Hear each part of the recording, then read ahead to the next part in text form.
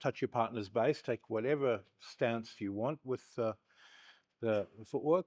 And then from here, you feel your partner's feet. And then you look at different mechanisms to influence and affect your partner. So you might start off with just opening the matrices through expanding space. And then you do the next test, demagnetizing the matrices and adding a bit of magnetism to stretch the bodies. You may add vital to just extend. You might look at the gaps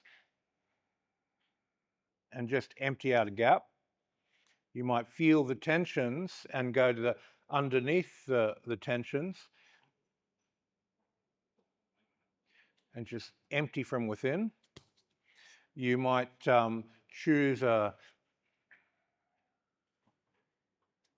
element like air element and just float everything to get everything open. And then you just experiment, thank you, through each method you have of opening your partner and to get that access. Actually, a couple more. Can you?